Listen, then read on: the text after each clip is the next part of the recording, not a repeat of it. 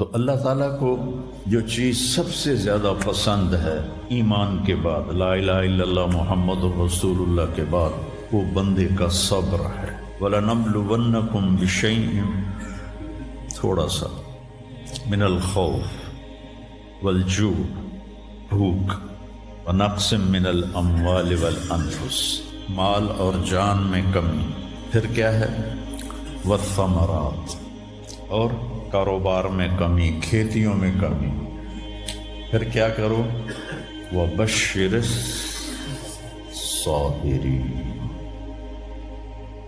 وَبَشِّرِ الصَّابِرِينَ، صبر والوں کو بشارت دے دو۔ اولئک علیہم صلوات، ان کو اللہ شاباش دے رہا ہے۔ صلوات کا ترجمہ میں کرتا ہوں شاباش، کہ اللہ کہہ رہا ہے شاباش، واہ واہ، کیا کہنے، ورحمہ، اور رحمت بھیج رہا ہے، وَأُولَئِكَ هُمُ الْمُهْتَدُونَ، اور یہی ہیں ہدایت یافتہ۔ ایک دفعہ ابن القیم رحمہ اللہ کی اب تو نہ کتاب یاد ہے نہ پڑھا یاد ہے، سوائے ایک فغان بے شرر سینے میں باقی رہ گئی، سوز بھی رخصت ہوا جاتی رہی تاثیر بھی۔ تو انہوں نے تمام صفات ایمان کے ساتھ صبر کو قرآن سے دکھایا تھا۔ ایمان کے ساتھ صبر، نماز کے ساتھ صبر، روزے کے ساتھ صبر، ذکر کے ساتھ صبر، جہاد کے ساتھ صبر، انفاق کے ساتھ صبر، تبلیغ کے ساتھ صبر، ہر چیز کے ساتھ صبر صبر صبر صبر صبر۔ صبر انسان کے ایمان میں ایسے ہے جیسے جسم میں روح ہوتی ہے، روح نکل جائے تو جسم میت ہوتا ہے، ایمان میں سے صبر نکل جائے تو صبر بے جان ہو جاتا ہے۔ وَاسْتَعِینُوا بِالصَّبْرِ وَالصَّلَاةِ، مجھ سے مدد طلب کرو صبر اور نماز سے۔ پھر آگے کہا ان اللہ مع الصابرین، میں نمازیوں کے ساتھ نہیں، میں صبر والوں کے ساتھ۔ پھر صبر دو طرح کا ہے، ایک ہے جس پر ہمارا اختیاری کوئی، میرے سر میں درد ہے، اب بھی درد کے ساتھ بول رہا ہوں، ان بچوں کو چھٹیاں ہونے والی اس لیے تھوڑی بات ان سے کہہ رہا تھا، تھوڑی تمہیداً کچھ اور باتیں آ گئی۔ تو میں کیا کروں، کسی سے لڑائی کروں، کسی ڈاکٹر کا گریبان پکڑوں؟ میرے لیے صبر کے سوا چارہ کوئی نہیں، مجھے صبر ہی کرنا ہے، اور اپنا دوا کھانی ہے، اگر اللہ اس میں شفا ڈال دے تو اس کی مرضی، نہیں ڈالی تو بھی اس کی مرضی پر راضی۔ یہ صبر ہے غیر اختیاری، اس پر بھی بہت بڑا اجر ہے۔ میرا جوان بیٹا میرے ہاتھوں سے نکل گیا، میں نے اپنے ہاتھوں سے اسے قبر میں اتارا، یہ صدمہ مجھے بھولتا ہی نہیں۔ ساری زندگی بڑی آزمائش، شہرت آپ کو نظر آتی ہے کہ بڑی واہ واہ ہو رہی ہے، بڑا یہ ہو رہا ہے وہ ہو رہا ہے، لیکن اس کے اندر اتنی آزمائشیں ہیں، اگر اللہ سے ڈر کے آدمی چل رہا ہو تو پھر اس میں اتنے امتحان ہیں کہ آدمی کیا تو بچا بچا کے نہ رکھ اسے، تیرا آئینہ ہے وہ آئینہ، کہ شکستہ ہو تو عزیز تر ہے نگاہ آئینہ ساز میں۔ دل ایسے ہی پارا پارا ہو جاتا، برداشت کرو۔ ایسے ہی زندگی میں انسان اندھیرا اس کی آزمائشیں ہیں، اس کی پریشانیاں ہیں، اس کے غم ہیں، اس کے صدمے ہیں، اور روشنی تھوڑی دیر کے لیے جو آتی ہے وہ اس کی خوشیاں ہیں، جو لمحے کے لیے آتی ہیں اور غائب ہو جاتی۔ تو ہمیشہ کی خوشی جس میں غم نہ آئے وہ جنت ہے، اور ہمیشہ کا غم جس میں خوشی نہ آئے وہ جہنم ہے۔ تو اللہ جب جنت والے جنت میں چلے جائیں گے اور جہنم والے جہنم میں چلے جائیں گے تو اللہ کہے گا یا اہل الجنہ، اے جنت والو، وہ کہیں گے لبیک ربنا وسعدیک، یا رب ہم حاضر ہیں۔ تو اللہ پوچھے گا کم لبثتم فی الارض عدد السنین، فیصلہ آباد میں کتنی زندگی گزاری تھی؟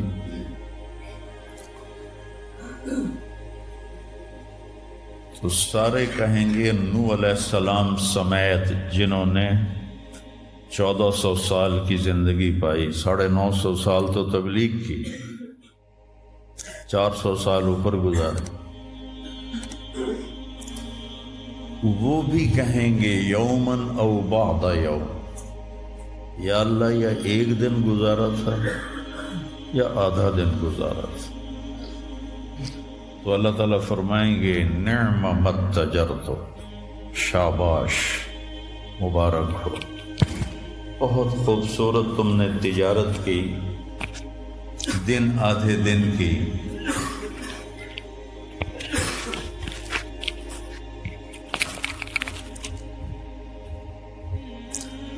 بہت بڑھیا تجارت کی تم نے، دن آدھے دن میں اپنے نفس کو مار لیا اور اپنی خواہشات پہ قابو پا لیا۔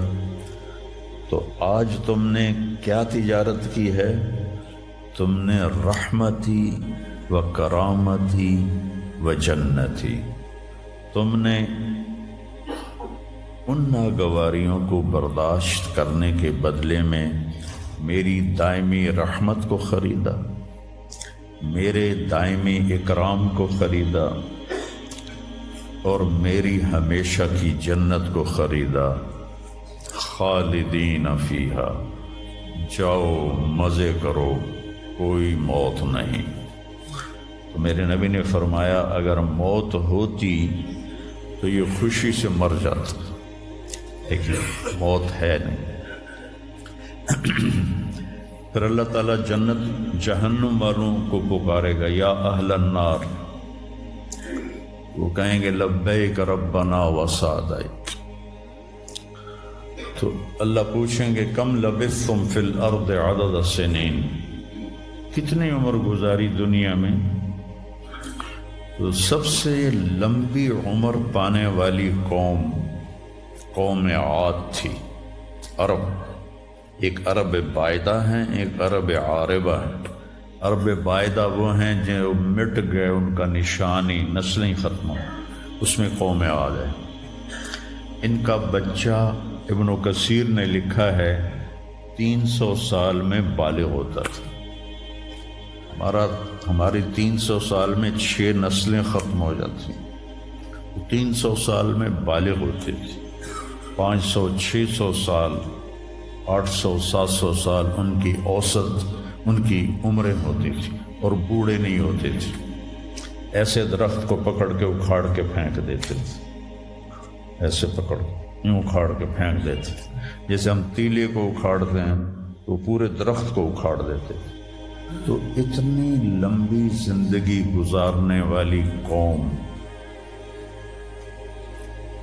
اور باقی سارے اہل جہنم کہیں گے یومن او بعد یوم، یا اللہ ایک دن، اور دوسرے کہیں گے نہیں غلط کہہ رہے ہیں، آدھا دن، آدھا دن۔ لم یلبثوا الا عشیۃ او ضحاہا۔ اللہ تعالیٰ فرمائیں گے بئس ما اتجرتم فی یوم او بعد یوم، کیا گھاٹے کا سودا کیا تم نے دن آدھے دن کے بیچ۔ جس کو اللہ گھاٹا کہے وہ گھاٹا ہے، یہاں کے گھاٹے تو اوپر نیچے ہوتے رہتے۔ تاجر کو ایک سیزن میں نقصان ہوتا ہے، اگلے سیزن میں اللہ اس کو ڈبل نفع دے دیتا ہے، اللہ کا نظام ہے۔ کتنا برا سودا کیا تم نے دن آدھے دن کا۔ غضبی، میرے غضب کو خریدا، سخطی، میری ناراضگی کو خریدا، ونار جہنم، اور جہنم کی آگ کو خریدا، خالدین فیہا، پڑ جاؤ ہمیشہ کے لیے۔ تو میرے نبی نے فرمایا لو کان الموت لماتوا طرحا،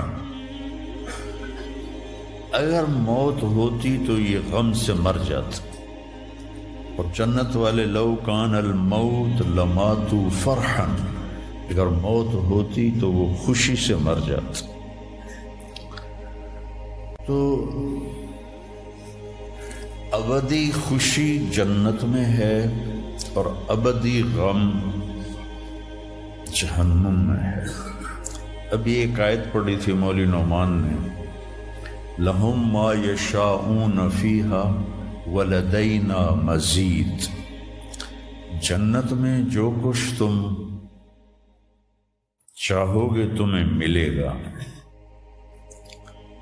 جتنا چاہو گے اتنا ملے گا، جس وقت چاہو گے اس وقت ملے گا۔ پھر جہاں تمہاری سوچ بھی نہیں ہے وہاں سے ہم مزید دینا شروع کریں گے اور دیتے جائیں گے، نہ زندگی ختم ہوگی نہ اللہ کی عطا ختم ہوگی۔ ایک چیز کو ہم دنیا میں چاہے کتنی خوبصورت ہو، کچھ دن کے بعد اس کی کشش ختم ہو جاتی ہے، کیونکہ اس کا حسن ٹھہرا ہوا ہوتا ہے، ٹھہرا ہوا ایک ہی جگہ ہوتا ہے، اور پھر گھٹنا شروع ہو جاتا ہے، کٹنا شروع ہو جاتا ہے۔ لیکن جنت میں کیا ہوگا؟ میرے رب کی عزت کی قسم جو سن رہا ہے، اگر آپ ایک ٹہنی کو بھی دیکھنا شروع کرو گے نا، ایک ٹہنی، پورا درخت نہیں، ایک ٹہنی، تو اس کو بھی ہزاروں سال دیکھتے رہو گے تو آپ کا جی نہیں بھرے گا کہ اللہ اس کے حسن کو بڑھاتا رہو، بڑھا رہا ہوگا، بڑھا رہا ہوگا، بڑھا رہا ہوگا، بڑھا رہا ہوگا۔ اپنی بیوی کو، جنت کی حور کو لاکھوں سال ایسے بیٹھ کے دیکھتے رہو گے تو تمہارا دل نہیں بھرے گا کہ اس کا حسن ہر لمحے پہلے سے اوپر، پھر اس سے اوپر، پھر اس سے اوپر، پھر اس سے اوپر، اور پھر آگے کوئی حد ہی کوئی نہیں۔ یہاں تو حد ہے نا، اس کے آگے کوئی حد ہی کوئی نہیں۔ لہذا کئی بچے پوچھتے ہیں جنت میں ہمیشہ رہیں گے تو پھر کیا کریں گے، بور نہیں ہو جائیں گے؟ میں نے کہا بیٹا آپ لوگ دنیا کی زندگی پہ قیاس کرتے ہو کہ بور ہو گئے۔ تو میری بہن کے بچے چھوٹے تھے تو جب وہ کچھ کھیل کھول کے تھک جاتے تو پھر ماں سے کہتے اب کیا کریں، اب ہم کیا کریں؟ تو وہ ہم نے دنیا پہ قیاس کیا ہوا ہے کہ جیسے یہاں بور ہو جاتے ہیں، ایک لمحے کے کروڑویں حصے میں بھی اللہ کی عطا ایسے جا رہی ہوگی، ایسے جا رہی ہوگی، ایسے جا رہی ہوگی۔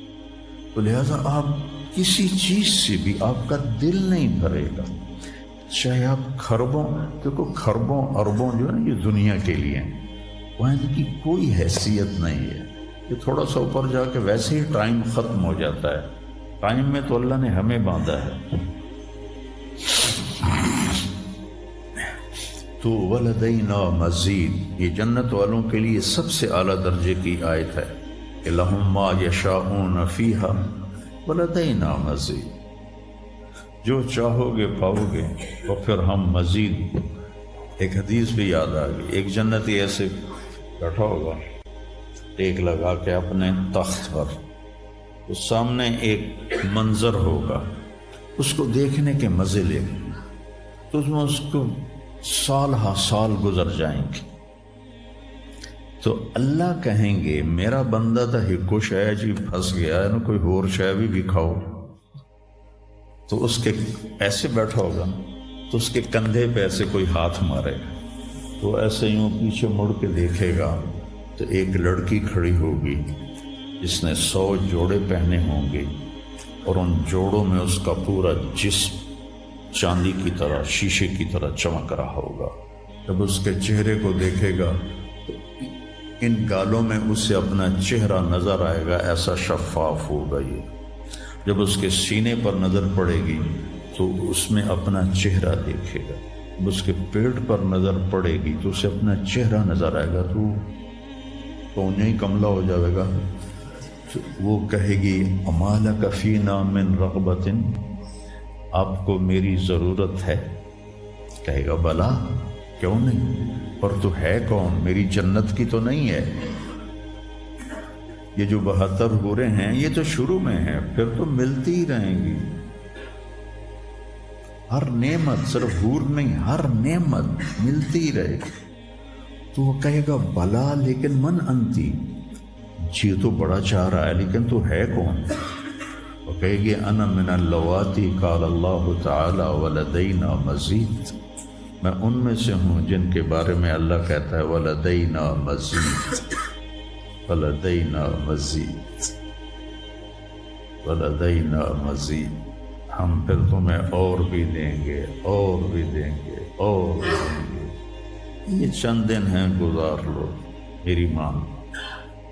جہنم والوں کے لیے سب سے خوفناک آیت ہے فذوقوا فلن نزیدکم الا عذابا، ان کا عذاب